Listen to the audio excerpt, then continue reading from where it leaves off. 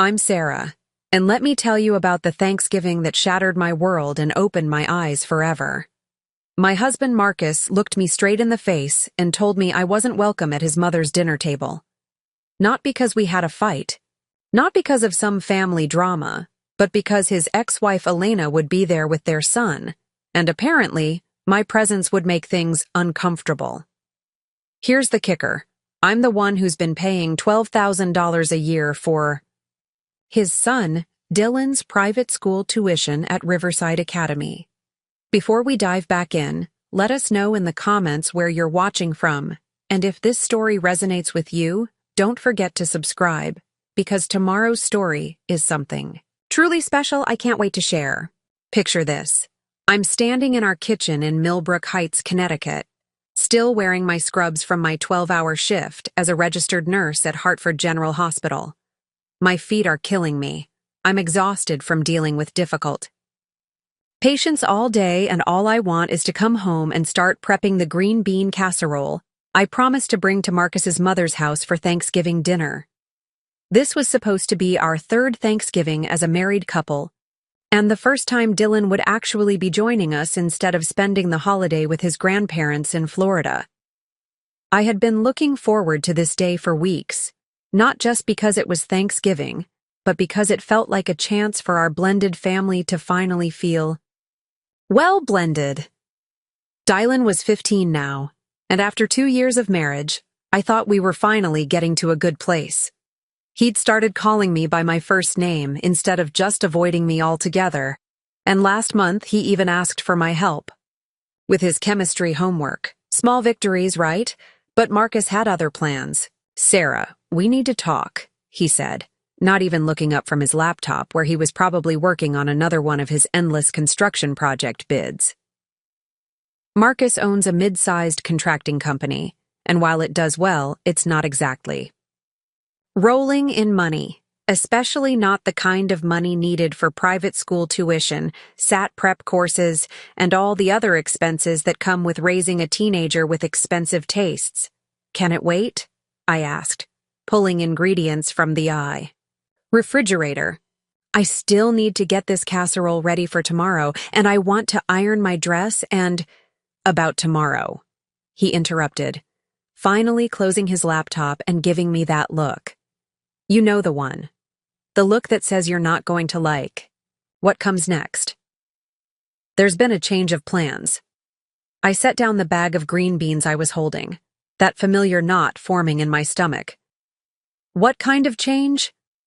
Marcus ran his hand through his hair, a nervous habit I'd noticed during our dating days, but thought was cute back then. Now it just annoyed me. "Elena called. She's going to be in town for Thanksgiving after all. She wants to spend it with Dylan at my mom's house." "Okay," I said slowly, not seeing the problem yet. "That's nice for Dylan. He'll get to see both sides of his family." "Yeah, well, here's the thing." Marcus stood up, starting to pace around our small kitchen like a caged animal. "Elena's been going through a rough time with her divorce from that banker guy in Manhattan. She's really emotional right now, and my mom thinks it would be better if it was just family tomorrow." The word hit me like a physical blow. Family, as if I wasn't family. As if the woman who paid for Dylan's school uniforms, his lacrosse equipment, his dental work, his summer camp fees, as if I somehow didn't qualify as family. "I'm your wife, Marcus," I said, my voice barely above a whisper. "I am family." He had the decency to look uncomfortable, but not enough decency to back down. "You know what I mean, Sarah. It's complicated with Elena there. She gets weird about other women being around Dylan. And honestly, the last thing anyone needs is drama at Thanksgiving dinner." Drama.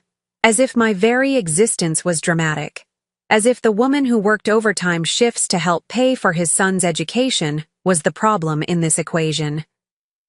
"So let me get this straight," I said, my nurse training kicking in, that ability to stay calm in a crisis while your mind processes all the implications. "You want me to stay home on Thanksgiving while you, your son, your ex-wife, and your mother all sit around a table like one big happy family. It's just one dinner, Sarah. We can do our own thing on Friday, order Chinese, watch movies. It'll be nice and quiet. Nice and quiet? Like I was some kind of consolation prize to be dealt with after the real family had their celebration. But here's what Marcus conveniently forgot in his little family reunion fantasy. I wasn't just his wife who could be shuffled aside when convenient. I was the woman who had been writing checks to Riverside Academy every single month for the past 18 months. I was the one who paid for Dylan's school laptop when his old one crashed right before finals. I was the one who covered his emergency room visit when he broke his wrist during lacrosse practice. And Marcus's insurance hadn't kicked in yet, standing there in our kitchen, looking at my husband who was essentially uninviting me from Thanksgiving dinner. I realized something that should have been obvious long before that moment. In Marcus's mind, I wasn't his partner. I was his ATM with benefits, someone to help with the bills, warm his bed, and disappear into the background when the real family needed their space. The green beans were still sitting on the counter, forgotten now as the reality of my situation began to crystallize. For nearly 2 years, I had been playing house with a man who saw me as convenient rather than essential. A man who was perfectly happy to accept my financial contributions to his son's future while simultaneously excluding me from family gatherings. That night, as Marcus packed his overnight bag to stay at his mother's house, because apparently Elena needed emotional support and it would be easier if he was there, I made a decision that would change everything.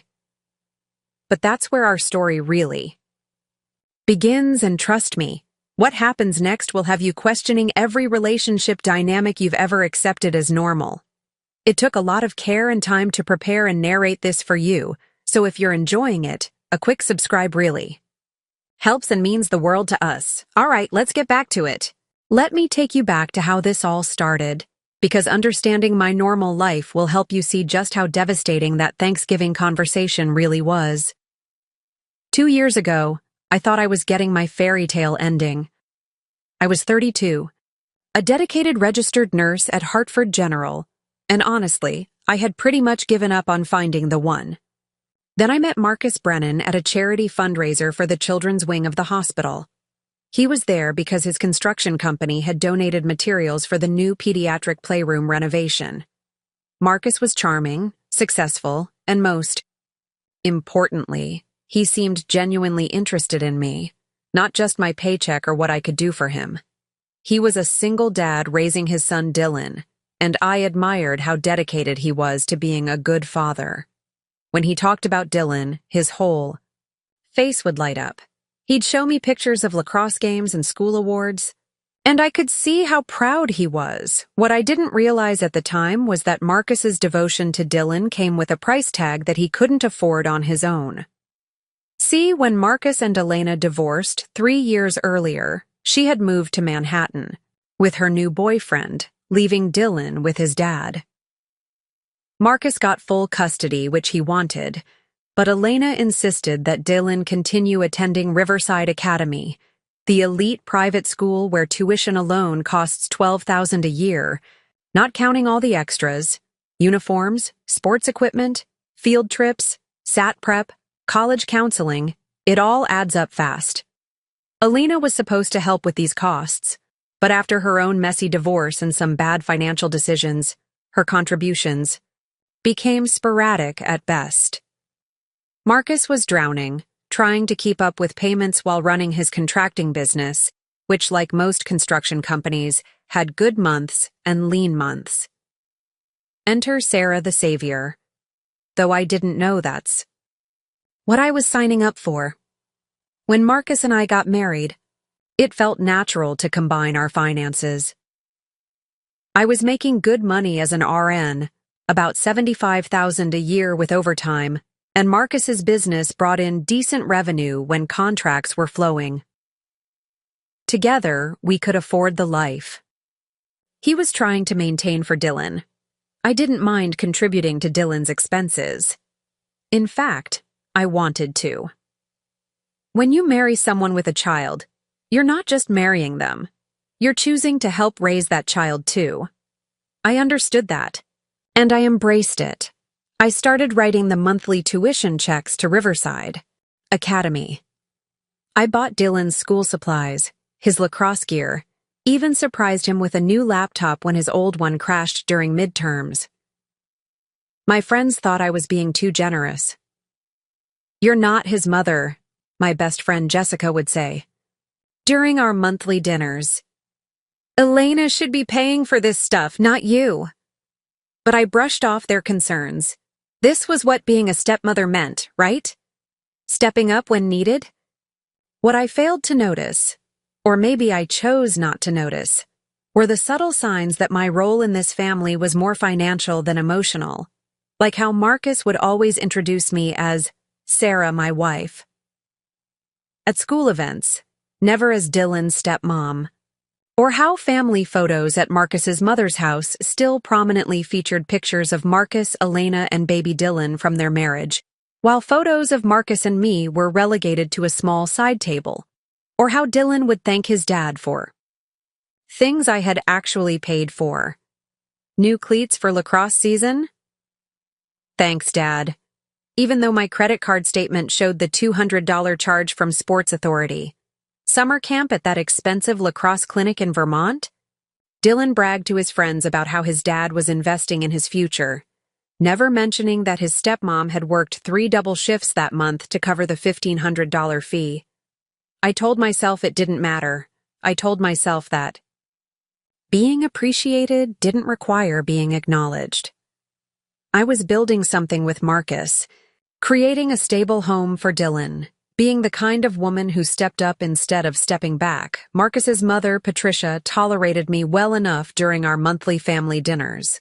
She was always polite, always asked about my work at the hospital, always thanked me for whatever dish I brought to contribute to the meal. But there was something in her eyes, a kind of distance that made it clear I was a guest in her family, not truly a member of it. "Elena was such a wonderful mother," Patricia would say, apropos of nothing, while we were clearing dishes.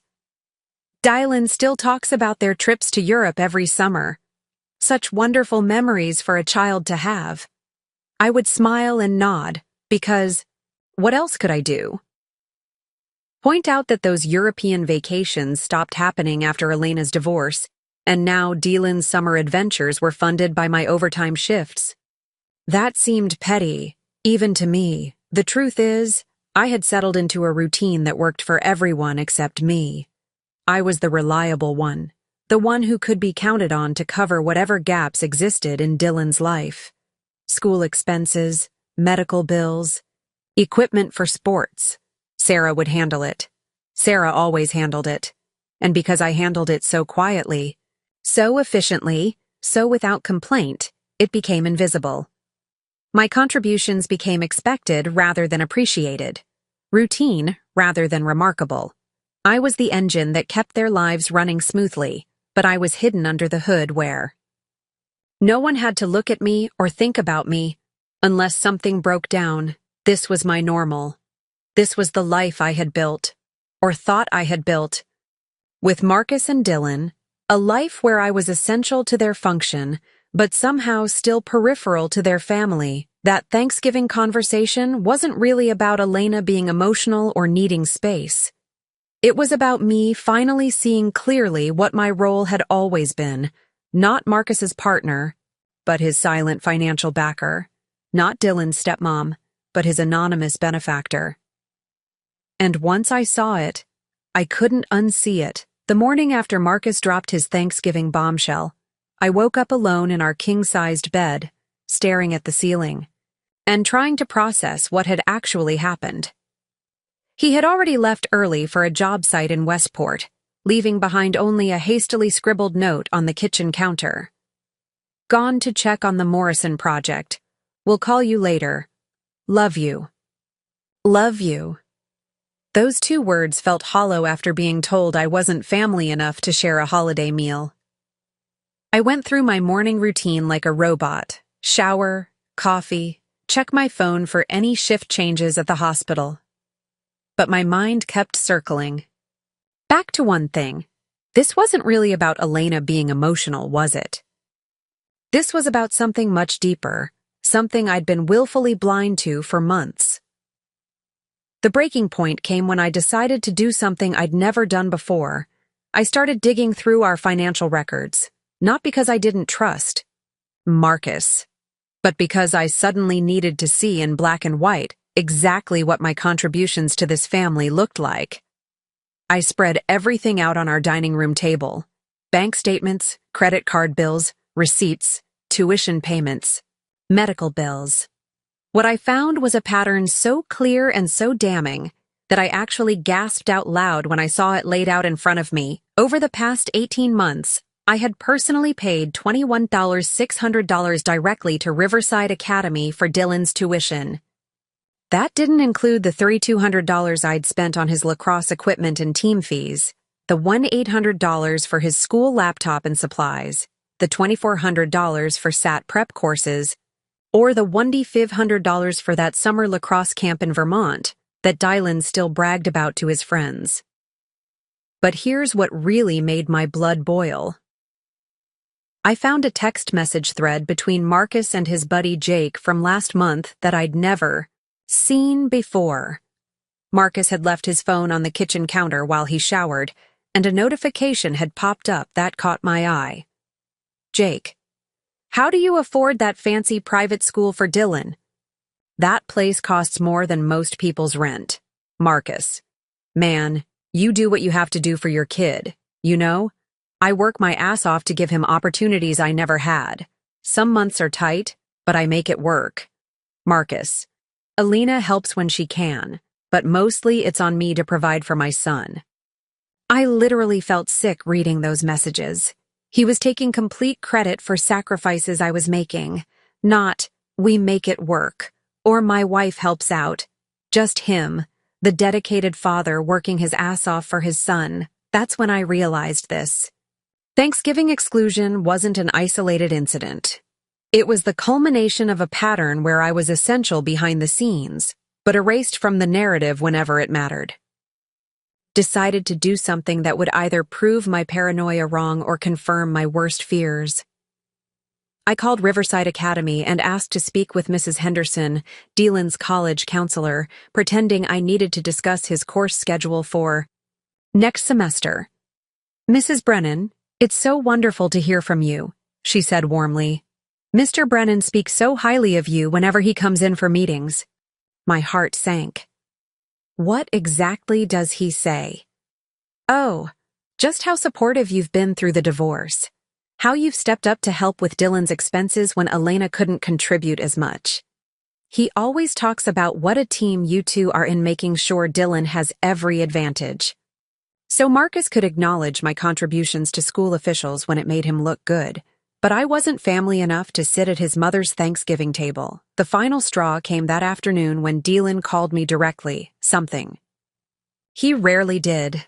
My heart actually lifted for a moment, thinking maybe he wanted to talk about the Thanksgiving situation. Maybe he was going to say he wanted me there. "Hey, Sarah," he said, and I could hear video game sounds in the background.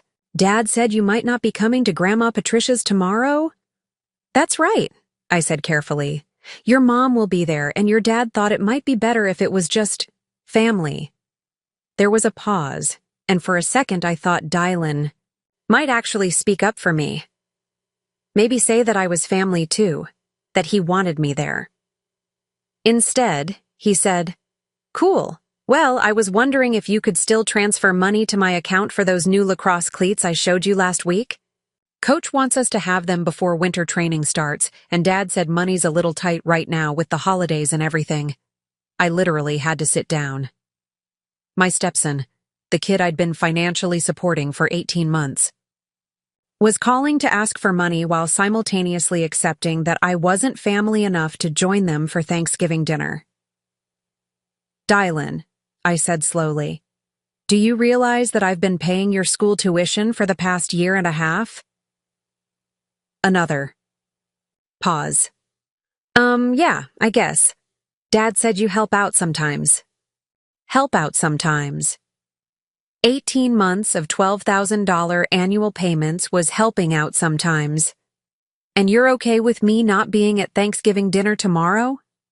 I mean, it's probably better this way, he said, and his casual tone cut deeper than any deliberate cruelty could have. Mom gets really weird when there are other women around, and Grandma Patricia always gets stressed trying to keep everyone happy. This way it'll just be chill, you know? Just be chill. While I sat at home alone on Thanksgiving, the family I'd been financially supporting for nearly 2 years would be having a chill dinner without the woman who made their lifestyle possible. After I hung up, I sat in our living room surrounded by financial documents that told the real story of our family dynamics. I wasn't Marcus's partner. I was his silent benefactor. I wasn't Dylan's stepmom. I was his anonymous scholarship fund. I wasn't part of their family. I was their financial safety net, expected to remain invisible until needed. That evening, Marcus came home with flowers. Grocery store.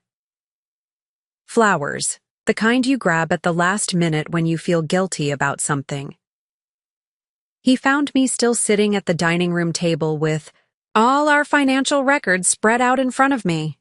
"Sarah, honey, what's all this?" he asked, setting the flowers down and looking uncomfortable. "This," I said, gesturing to the papers, "is 18 months of me funding your son's education while apparently not being family enough to eat Thanksgiving dinner with you." Marcus ran his hand through his hair, that nervous gesture that had me stopped being cute a long time ago. "Come on, don't be dramatic. It's just one dinner." "Is it?" I asked, holding up the bank statements. "Because looking at these numbers, I'm seeing a pattern where I'm essential to your family's finances but expendable when it comes to actually being treated like family." He sat down across from me, suddenly looking very tired. "Sarah, you know how complicated things are with Elena. She's going through a rough time and—" "Stop," I interrupted. "Just stop. This isn't about Elena being emotional. This is about you being ashamed of me." "That's not true, isn't it?" I pulled out my phone and read him his text messages to Jake. "You told your friend that you work your ass off to pay for Dylan's school, you, not we. You take credit for my sacrifices while simultaneously deciding I'm not worthy of sharing holiday meals with your family."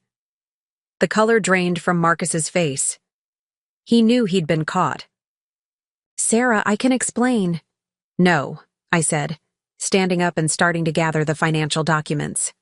"I think I understand perfectly now.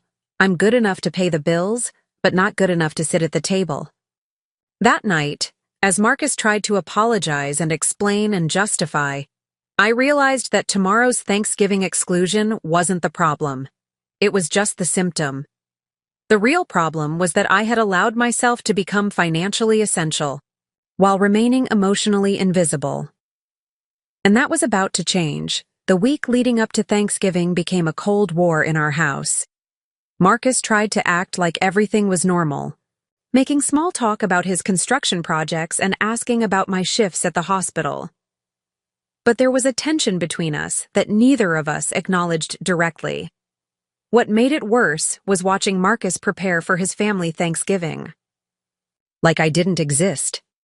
He bought wine to bring to his mother's house, expensive wine that came from our joint account, funded largely by my nursing salary.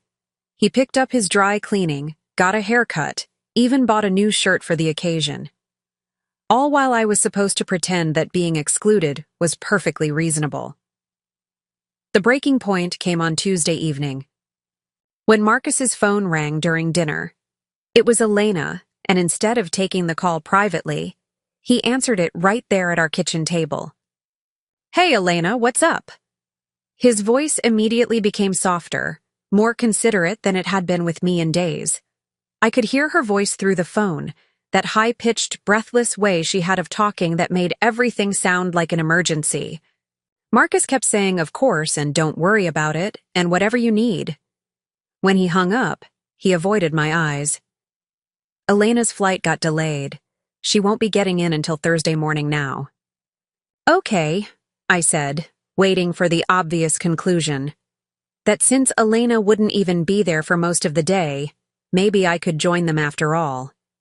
Instead, Marcus said, "So I'm going to pick her up at Bradley Airport Thursday morning and drive her straight to Mom's house.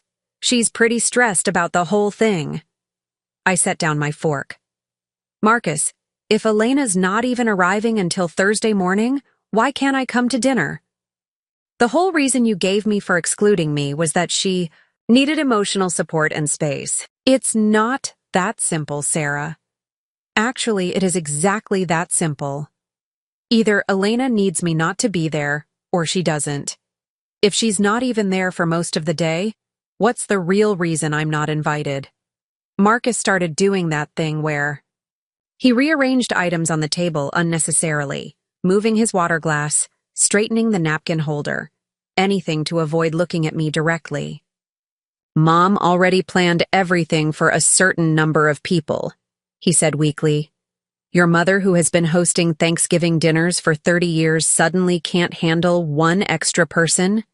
Sarah, please don't make this harder than it has to be." That phrase, "don't make this harder than it has to be," hit me like a slap. As if me wanting to be included in my own family's holiday celebration was me being difficult. As if my hurt feelings were an inconvenience he had to manage. "You know what's hard, Marcus?" I stood up, my chair scraping against the floor. "What's hard is working 60-hour weeks to help pay for your son's private school education while being told I'm not family enough to eat dinner with you on Thanksgiving. That's not what this is about." Then what is it about? Because from where I'm sitting, it looks like you want all the benefits of having a wife, someone to share expenses, someone to help with Dylan, someone to take care of the house, but none of the responsibilities that come with actually treating me like your wife. Marcus finally looked at me directly.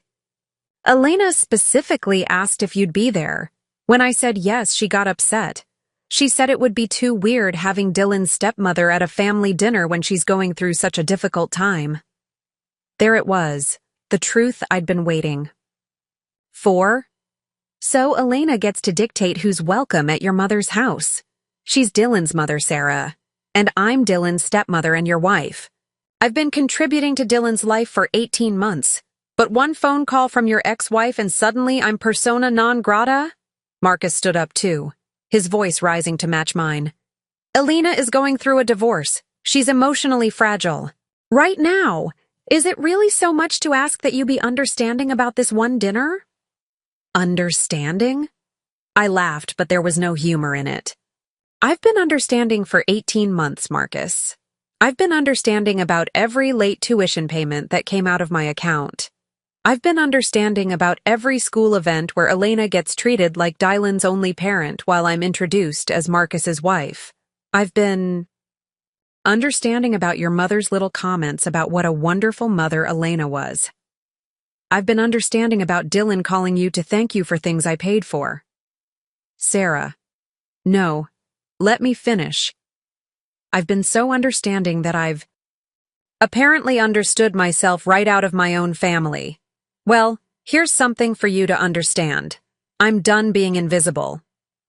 The fight escalated from there. Marcus accused me of being jealous of Elena, of trying to create drama during an already difficult time for everyone. I accused him of taking advantage of my generosity while giving me none of the respect that should come with being his wife. "You married me," I told him, "but you never actually made room for me in your life. You just squeezed me into the gaps where Elena used to be, but only the financial gaps. When it comes to actually being part of this family, there's apparently no room for me at all. That's not true, isn't it? When was the last time you introduced me as Dylan's stepmother instead of just your wife? When was the last time you corrected someone who assumed Elena paid for something that I actually paid for? When was the last time you chose me over keeping Elena happy?" Marcus couldn't answer because we both knew the truth. he never had chosen me. Not really. He'd chosen my money, my stability, my willingness to solve problems quietly and without complaint. But when it came to actually prioritizing me, actually defending my place in this family, he consistently failed. The argument ended with Marcus storming out, saying he was going to his mother's house early to help with preparations. He packed an overnight bag, making it clear he wouldn't be coming home Wednesday night either. As I watched him leave, taking his expensive wine and his new shirt and his carefully maintained image of being the devoted single father who'd somehow made it all work, I realized something important. This wasn't just about Thanksgiving dinner anymore. This was about fundamental respect. About whether I was an equal partner in this marriage or just a convenient financial contributor who could be shuffled aside when inconvenient. That night, I did something I'd never done before. I called in sick to work, not because I was physically ill, but because I needed time to think. I spent Wednesday going through every financial record again, this time making copies of everything. Bank statements, tuition payments, receipts for Dylan's expenses, medical bills I'd covered, everything that showed the true financial reality of our family. I also did something else I'd never done. I called Elena directly. Her number was still in Marcus's phone from their co-parenting communications, and I'd memorized it months ago during one of their scheduling conversations about Dylan's soccer games. She answered on the third ring, her voice cautious when she saw the Connecticut number she didn't recognize. "Elena, this is Sarah, Marcus's wife." There was a long pause. "Oh, hi. I wanted to talk to you about Thanksgiving tomorrow. Look, Sarah, I hope there are no hard feelings. It's just that this is a really difficult time for me, and I need to focus on Dylan without any additional complications." Additional complications. That's what I was to Elena. Not Dylan's stepmother, not Marcus's wife, just an additional complication to be managed. "I understand you're going through a difficult time," I said carefully. "But I'm curious about something. Do you know who's been paying Dylan's tuition at Riverside Academy for the past 18 months? Another pause, longer this time. "Marcus handles all of Dylan's school expenses. Actually, Elena, I've been paying Dylan's tuition. $12,000 a year, plus all his equipment, his SAT prep, his summer programs. I've contributed over $30,000 to your son's education." The silence on the other end of the phone was deafening. "I don't understand," she finally said. "Neither did I until recently. But now I'm starting to understand a lot of things, including why you feel comfortable asking Marcus to exclude me from family dinners while I'm the one funding your son's private school education." I hung up before she could respond, but I knew that conversation would get back to Marcus before the evening was over. And I wanted it to. Because if I was going to be excluded from Thanksgiving dinner, everyone involved was going to know exactly what they were choosing to exclude. My phone started ringing at 6:47 a.m. on Thanksgiving morning. Marcus's name flashed on the screen, and I could already imagine the panic in his voice. I let it go to voicemail, then listened to the message while I made my coffee. "Sarah, what the hell did you say to Elena? She's completely freaking out." She called me at midnight crying, saying, "You told her you've been paying Dylan's tuition. We need to talk about this. Call me back." I deleted the message and turned off my phone. For the first time in months, I was going to have a quiet morning without anyone demanding my time, my money, or my emotional labor. But the peace didn't last long. By 8 a.m., someone was pounding on our front door. I looked through the peephole and saw Patricia, Marcus's mother, standing on our porch in her good coat and pearls, looking angrier than I'd ever seen her. I opened the door, and she pushed past me into our living room without waiting for an invitation. "Sarah, we need to discuss what you said to Elena yesterday." "Good morning to you too, Patricia. Happy Thanksgiving." She ignored my sarcasm completely. Elena is beside herself. She had no idea that you were contributing to Dylan's expenses. She feels terrible about the misunderstanding. What misunderstanding? I asked, genuinely curious to hear how they were going to spin this. About today's dinner. If she had known how much you were helping with Dylan's school costs, she never would have asked Marcus to adjust the guest list. Adjust the guest list. As if I hadn't been deliberately excluded, just accidentally overlooked during some minor scheduling hiccup. Patricia, let me be very clear about something. Elena didn't ask Marcus to adjust anything. She asked him to choose between his wife and his ex-wife for Thanksgiving dinner, and he chose his ex-wife. The fact that I've been paying Dylan's tuition for 18 months is just the cherry on top of that particular humiliation Sunday. Patricia's perfectly composed facade cracked slightly.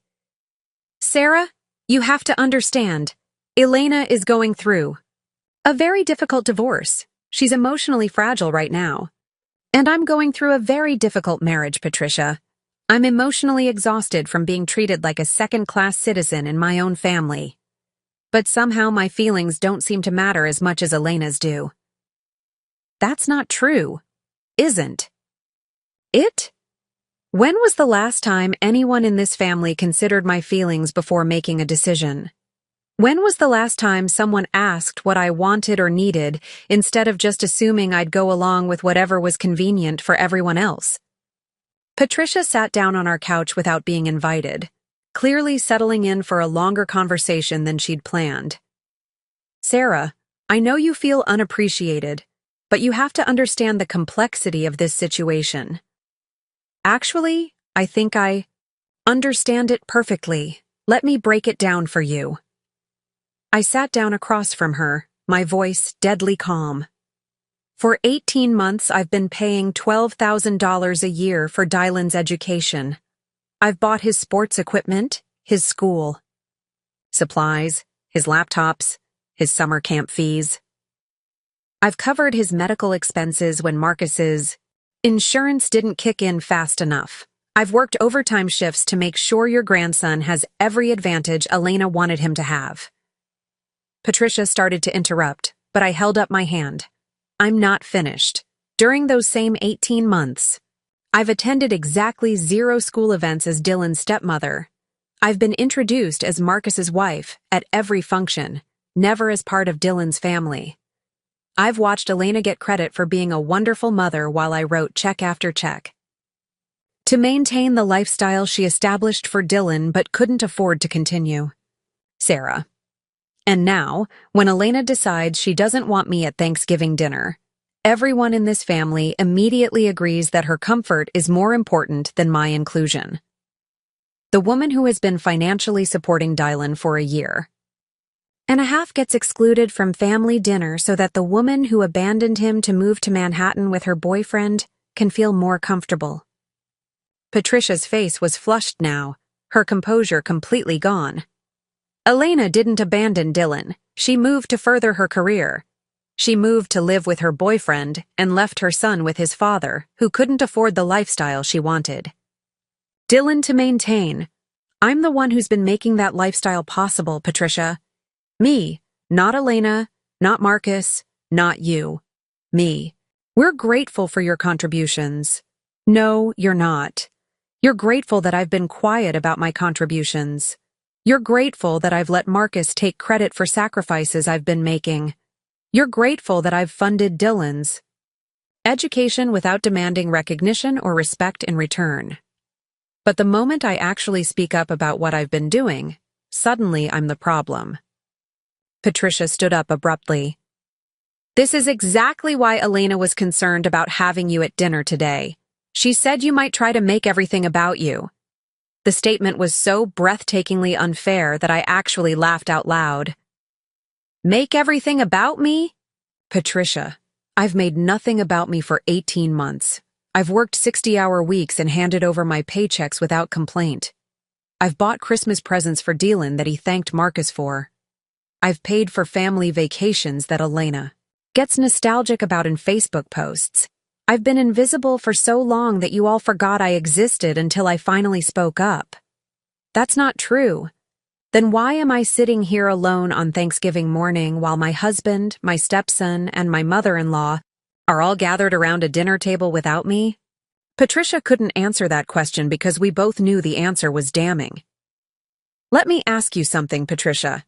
If I stopped paying Dylan's tuition tomorrow, how long would it take before someone in this family noticed? A week?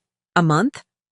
Or would you all just assume Marcus was handling it somehow and never think about it again? The silence stretched between us, and I could see in her eyes that she knew exactly how long it would take, about 30 seconds after Riverside Academy. Called to say Dylan's account was overdue. I think you should come to dinner today, Patricia said finally, her voice smaller than it had been when she arrived. Why? Because now you know I'm paying for Dylan's school? Because Elena realized she can't afford to alienate the woman funding her son's education? Because Marcus is panicking about what might happen if I actually stand up for myself? Because you're family.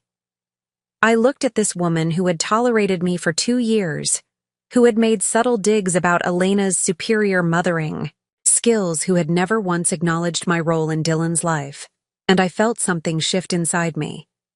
No, Patricia, I'm not family.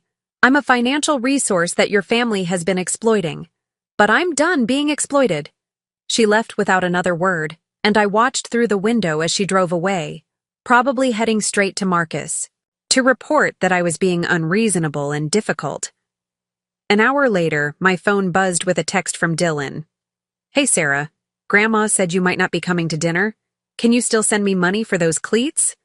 Dad said we can talk about it after the holiday, but I really need them for practice next week.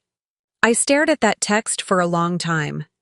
Even now, even after everything that had happened, Dylan's primary concern was whether his personal ATM was still functioning. Not whether I was okay, not whether he wanted me at dinner. Just whether I'd still be available to fund his athletic equipment. That text message crystallized everything for me. This wasn't about Thanksgiving dinner anymore. This wasn't about Elena's emotional fragility or Patricia's family traditions, or Marcus's desire to keep everyone happy. This was about whether I was going to continue being a silent financial contributor to a family that saw me as useful but not essential. Valuable, but not valued. I turned my phone off again and spent the rest of Thanksgiving morning doing something I hadn't done in months, thinking about what I actually wanted, not what everyone else needed from me. And what I wanted was to stop being invisible. By noon on Thanksgiving, I had made the decision that would change everything. I sat at my kitchen table with my laptop open, staring at the Riverside Academy parent portal that I'd been logging into every month for 18 months to make tuition payments. The next payment was due December 1st, just 1 week away. Spring semester. Tuition, $6,000, plus additional fees for Dylan's advanced placement courses and spring lacrosse season. Money that would come as always from my nursing salary and overtime shifts, but not this time. I clicked through to the payment settings and removed my bank account information from Dylan's student profile. Then I did something I'd never done before. I added a note to Dylan's file requesting that all future financial communications be sent directly to Marcus Brennan as the primary financial contact. Not to me, it felt simultaneously terrifying and liberating.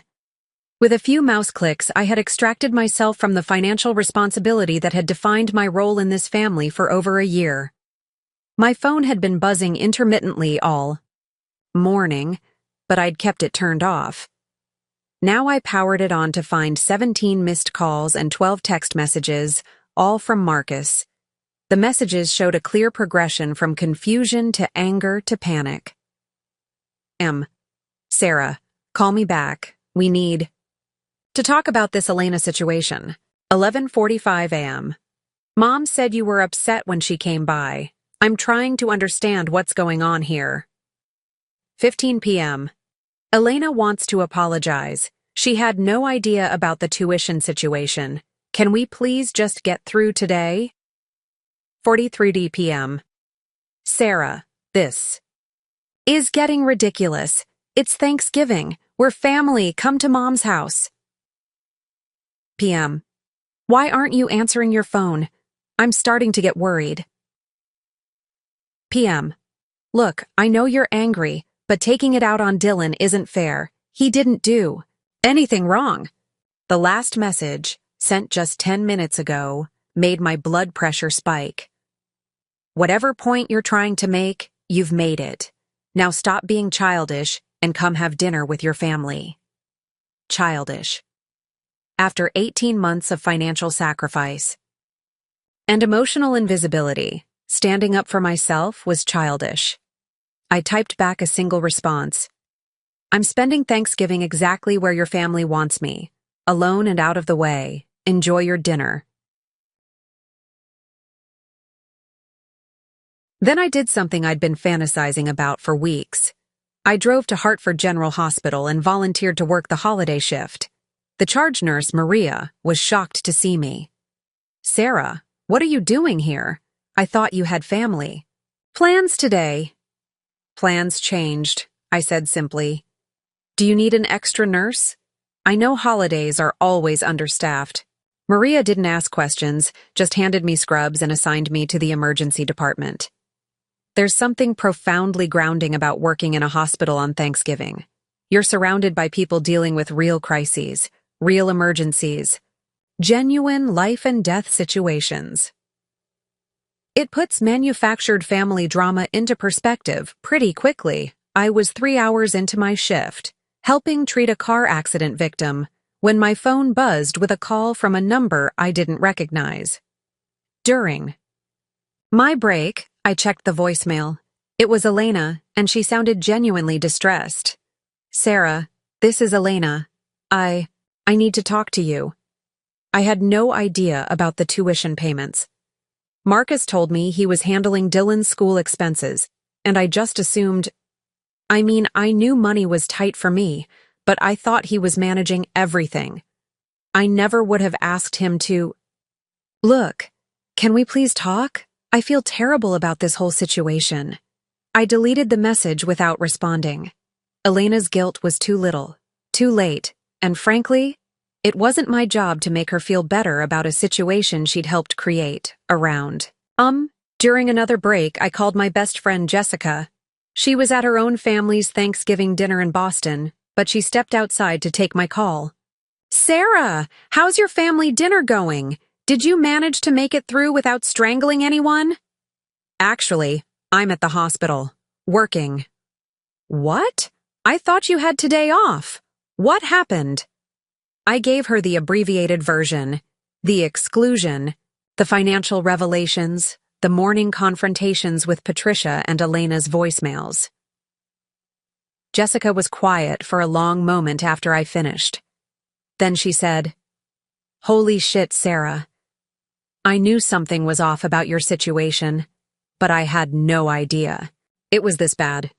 I've been paying for Dylan's private school for 18 months while being treated like a second-class citizen in my own marriage. And Marcus just let this happen? Marcus orchestrated this happening. He's been taking credit for my sacrifices, while simultaneously deciding I'm not important enough to include in family events. Sarah, honey, this isn't just about Thanksgiving dinner. This is about fundamental respect in your marriage. She was right, of course. This was about so much more than one holiday meal. What are you going to do? Jessica asked. I don't know yet, but I do know I'm done being invisible. After we hung up, I went back to work, but my mind kept churning. At 9 p.m., my phone rang again. Marcus calling from his mother's house. This time, I answered. Sarah, thank God. Where are you? I've been worried sick. I'm at work. Someone needed to do something productive today. Work? Sarah, it's Thanksgiving. Why are you at the hospital? Because my family was having dinner without me, remember? So I figured I'd go somewhere I'm actually valued and appreciated. There was a pause. Then Marcus's voice, softer now. Sarah, come home. We need to talk about this. Do we? Because it seems like you've already made all the important decisions. without consulting me. That's not fair. Fair? I laughed, drawing looks from other staff members in the break room. Marcus, you excluded me from Thanksgiving dinner and then called me childish for being upset about it. You've been taking credit for financial sacrifices I've been making for 18 months. You introduced me to your son's school counselor. As supportive while telling your friends that you're the one working your ass off to pay for Dylan's education. What part of any of that is fair? Sarah, I know I screwed up, but we can fix this. Come home, and we'll talk everything through. Actually, we can't fix this. Not anymore. The certainty in my own voice surprised me, but as soon as I said the words, I knew they were true. What? Do you mean? I mean I removed my bank account from Dylan's tuition payments today. As of December 1st, you'll need to figure out how to pay for his education yourself. The silence on the other end of the phone stretched so long I thought the call had dropped. Sarah, you can't be serious. I've never been more serious about anything in my life. But Dylan's spring semester is your responsibility, Marcus, and Elena's, you know, his actual parents. Sarah, please, don't punish Dylan for something. Between us, I'm not punishing Dylan. I'm stopping the punishment of myself. There's a difference. I hung up before he could respond and turned my phone off again. I had 4 more hours left on my shift, 4 more hours before I had to go home and face whatever consequences my decision would bring. But for the first time in 18 months, I felt like I was making choices instead of just accepting whatever role everyone else had assigned to me. For the first time since I'd married Marcus, I was putting my own needs first, and it felt terrifying and empowering in equal measure. I got home from the hospital at 2 a.m. Friday morning to find Marcus waiting for me in our living room. He was still wearing his good clothes from Thanksgiving. Dinner, but his shirt was wrinkled and his tie hung loose around his neck.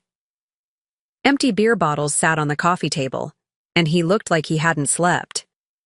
We need to talk, he said as soon as I walked through the door. It's 2 in the morning, Marcus. I've been on my feet for 8 hours dealing with actual emergencies. Whatever you want to say can wait until tomorrow. No, it can't. He stood up, swaying slightly. Sarah, you can't just cut off Dylan's tuition. He's a sophomore. If he has to transfer schools now, it'll destroy his college prospects. I set down my purse and looked at this man I'd married, this man who was more concerned about his son's college prospects than about the fact that he'd excluded his wife from Thanksgiving dinner. You're drunk. I'm not drunk. I had a few beers. While I was waiting for you to come home and explain why you're trying to ruin my son's life. I'm not trying to ruin anyone's life, Marcus. I'm just done ruining my own. The argument that followed was unlike any fight we'd ever had. Marcus was desperate in a way I'd never seen before, cycling between anger, bargaining, and something that looked almost like panic. You don't understand the pressure I'm under, he said, pacing around our living room like a caged animal. Elena's been on my case for 2 years about maintaining Dylan's lifestyle. My mother expects me to be the provider. I can't just tell everyone that my wife has been paying for everything. Why not? It's the truth. Because it makes me look like a failure as a father. There it was. The real issue wasn't Dylan's education or Elena's feelings, or even my hurt over being excluded from dinner. The real issue was Marcus's ego, his need to be seen as the successful father who could handle everything on his own. So, you'd rather I stay invisible than risk looking bad to your family? That's not what I said. It's exactly what you said. You just admitted that you can't tell people I've been paying Dylan's expenses because it would make you look bad. My contributions have to stay secret to protect your image. Marcus stopped pacing and turned to face me. Sarah, I need you to reverse whatever you did today. Dylan's tuition is due next week. Then you better figure out how to pay it. With what money? You know my business has been slow this fall. I don't have $6,000 just sitting around. Maybe you should call Elena. She is Dylan's mother after all. Marcus's face went pale. Elena doesn't have that kind of money right now. Her divorce settlement wasn't what she expected. Then maybe Dylan needs to transfer to public school. Public school? Marcus looked at me like I'd suggested sending Dylan to prison. Sarah, he's been at Riverside for 6 years. His friends are there, his teachers know him, he's on track for early admission to good colleges. You can't just rip that away from him. I'm not ripping anything away from him. I'm simply stopping my financial contributions to a family that doesn't consider me part of it. The fight continued until nearly 4 a.m. Marcus tried every angle he could think of. Guilt about Dylan's future. Promises that things would be different. Explanations about how complicated his relationship with Elena was. Nothing worked because I'd finally seen the situation clearly. I wasn't Marcus's wife in any meaningful sense. I was his financial problem solver, kept around to handle expenses. He couldn't afford while being excluded from the family decisions and celebrations that those expenses made possible. Saturday morning brought a new development. I was having coffee in our kitchen when the doorbell rang. Through the peephole, I saw Dylan standing on our front porch looking nervous and young in a way I hadn't seen since I first met him. I opened the door, and he shifted from foot to foot, clearly uncomfortable. "Hey, Sarah, can I come in?" I stepped aside to let him enter. Marcus was at a job site, so it was just the two of us in the house. "Dad told me about the tuition thing," Dylan said, not quite meeting my eyes. "Did he? He said you're not going to pay for school anymore because you were mad about Thanksgiving dinner." I studied this kid I'd been supporting for 18 months, trying to decide how honest to be with him. "Dylan, it's not about Thanksgiving dinner. It's about respect." "But I respect you," he said quickly. "I mean, I know you help out with stuff." "Help out with stuff." I repeated his words back to him. "Dylan, do you know how much I've spent on your education in the past year and a half?" He shrugged uncomfortably. "I don't know. Some? $31,000. That's more than half my annual salary, Dylan. I've worked overtime shifts, picked up extra hours, skipped vacations, all to make sure you could stay at Riverside Academy." His eyes widened. I didn't know it. Was that much? And yet when I wasn't invited to Thanksgiving dinner, you thought that was fine. When I called you to talk about it, your main concern was whether I'd still buy you lacrosse cleats. Dylan's face flushed red. I thought Dad was paying for most of that stuff. Your dad has been taking credit for sacrifices I've been making, and you've been letting him. I didn't know, didn't you? Dylan, every time. You thanked your dad for something I bought every time you talked about how hard he works to give you opportunities. Every time you acted like I was just some woman who happened to live in your dad's house. You knew I was being erased from the picture. We sat in silence for a moment. Then Dylan said, "What do I have to do to make this right?" The question caught me off guard. I'd expected him to argue, to make excuses, to try to manipulate me the way his father had been doing. "I don't think you can make it right, Dylan. This isn't really about you. But if I can't go to Riverside anymore, I won't get into a good college. All my friends are there. I'm supposed to be team captain for lacrosse next year." Looking at this 15-year-old boy, I felt a complicated mix of emotions. I wasn't angry at Dylan the way I was angry at Marcus. Dylan was a kid who'd been caught in the middle of adult dysfunction, benefiting from a situation he hadn't fully understood. "Dylan, I'm not your mother. I'm not even really your stepmother according to your family. I'm just the woman who married your dad, and I can't keep funding your life while being treated like I don't belong in it. But I want you to belong in it," he said, and for the first time since I'd known him, he sounded completely sincere. "Do you? Because when your dad said I couldn't come to Thanksgiving dinner, you thought that was fine. When your grandmother came here yesterday morning to try to manage the situation, she didn't come because she missed me at dinner. She came because she was worried about who would pay your tuition." Dylan was quiet for a long time. Finally, he said, "I screwed up." Yes, you did. But so did your dad, and your mom, and your grandmother. You all screwed up by treating me like a bank account instead of a person. So what happens now? I looked at this kid I'd been trying to help raise, this kid whose future I'd been investing in, and I felt something shift. My anger wasn't really directed at him. He was 15 years old, caught between divorced parents and complicated family dynamics. But that didn't mean I was going to continue sacrificing my financial future and emotional well-being for his benefit. Now you and your parents figure out how to pay for your education, and I figure out how to build a life where I'm valued for more than my bank account. Dylan left that afternoon looking shell-shocked. An hour later, my phone started ringing again. Marcus, Elena, Patricia, all of them. Suddenly very concerned about maintaining relationships with me now that my financial contributions were on the line, but it was too late for relationship maintenance.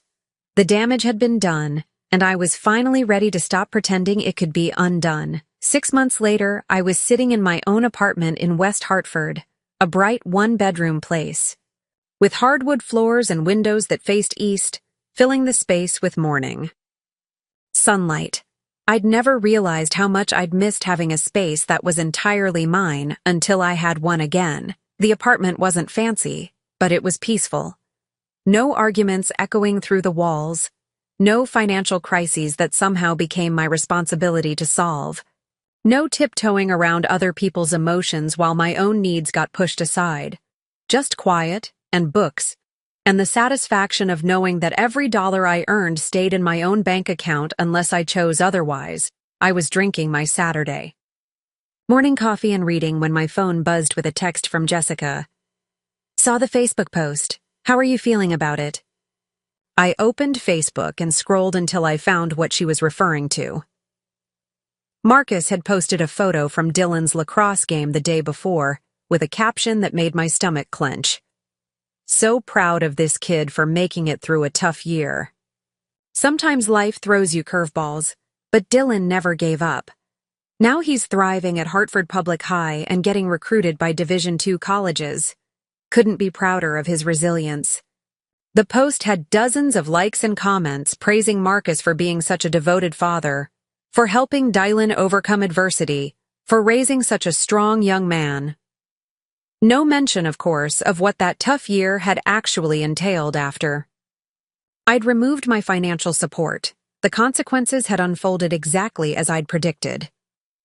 Marcus couldn't afford Riverside Academy's tuition on his own, and Elena's contribution was sporadic at best.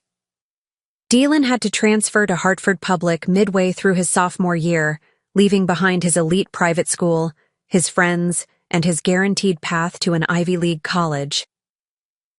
The transition had been brutal for all of them. Dylan struggled academically and socially at his new school. Marcus's construction business suffered because he was constantly distracted by family drama. Elena, faced with the reality of her son's changed circumstances, had finally started contributing more consistently to his expenses, but it was too little. Too late. But here's what Marcus's Facebook post didn't capture. The months of angry phone calls and manipulative texts I'd endured. The attempts to guilt me back into financial responsibility. The accusations that I was ruining Dylan's future. Out of spite. The gradual realization by everyone involved that I wasn't coming back to solve their problems. The divorce had been finalized 3 months ago. Marcus had tried to claim that I owed him ongoing financial support for Dylan since I'd established a pattern of contribution, but family court had quickly dismissed that argument. I wasn't Dylan's biological parent, I'd never legally adopted him, and my financial contributions had been voluntary. I owed them nothing. I texted Jessica back, "I'm fine. Actually, I'm better than fine." And I was. The 6 months since I'd left had been the most peaceful of my adult life. I'd picked up extra shifts at the hospital, not because I had to cover someone else's expenses, but because I wanted to save money for a master's degree in nursing administration. I'd started dating again. Nothing serious yet. But it was liberating to spend time with men who saw me as a whole person rather than a financial resource. Most importantly, I'd learned to trust my own judgment again. For years, I'd allowed other people to convince me that my feelings were wrong, my expectations were unreasonable, my needs were selfish. Living alone had taught me to value my own perspective, to believe my own experiences, to prioritize my own well-being. My phone rang, interrupting my thoughts. Dylan's name appeared on the screen, and after a moment's hesitation, I answered, "Hi, Dylan." "Hey, Sarah. I hope it's okay that I called." "It's fine. What's up?" "I wanted to tell you something. I got accepted to Central Connecticut State University. Full academic scholarship." I felt a genuine smile spread across my face. "Dylan, that's wonderful. Congratulations." "I know it's not Harvard or anything, but the scholarship covers everything: tuition, room and board, books, and they have a really good business program. It sounds perfect for you." There was a pause. Then Dylan said, "I wanted to thank you." "For what?" "For everything you did when you were married to Dad. I know I didn't appreciate it at the time, and I know things ended badly. But you really did help me, a lot." "You're welcome, Dylan, and I wanted to apologize for how I acted, for taking you for granted, for not standing up for you when I should have." This was the conversation I'd wanted to have 18 months ago, but I'd given up hoping for it. "I appreciate that, Dylan." "Really?" "The thing is," he continued, "transferring to Hartford Public was actually good for me. I know that sounds weird, but at Riverside, everything was just handed to me.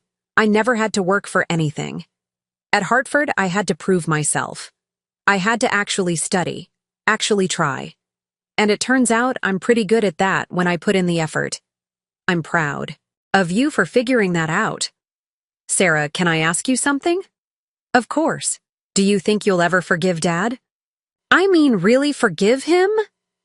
I considered the question carefully. "I don't hate your father, Dylan. But forgiveness doesn't mean forgetting what happened or pretending it was okay. Your dad made choices that showed me I wasn't valued in that relationship. I can forgive him for that and still know that I deserve better." "Yeah," Dylan said quietly. "I think I'm starting to understand that."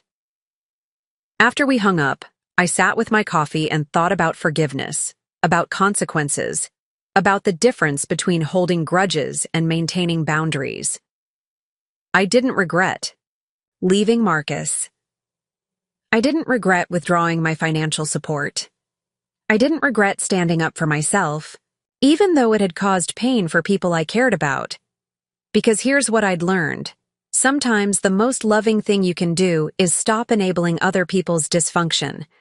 Sometimes refusing to be treated badly is the wake-up call everyone needs, even if they don't appreciate it at the time. My phone buzzed with another message, this one from a number I didn't recognize. "Hi, Sarah. This is Dr. Martinez from Hartford General.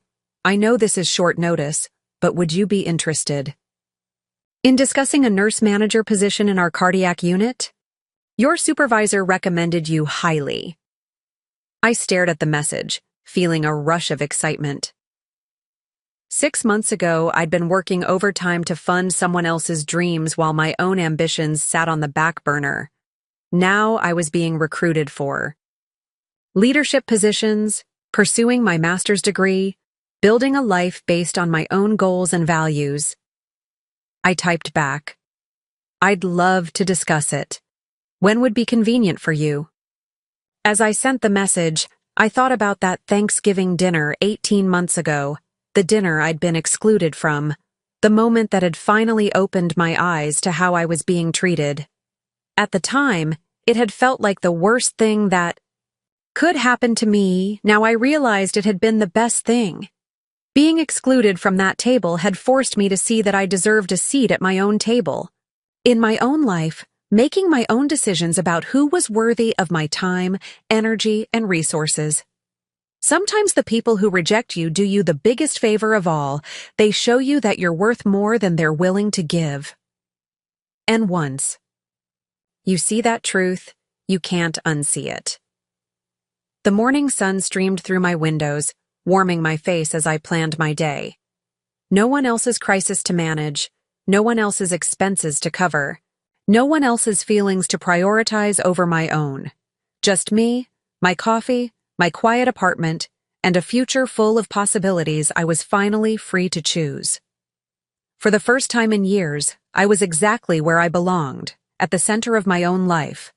Valued and respected by the person whose opinion mattered most, myself, and that was worth more than all the Thanksgiving dinners in the world. Coming up next, you'll see 2 more stories we handpicked just for you. If this one struck a chord, you're going to love what's next. Tap to keep the journey going.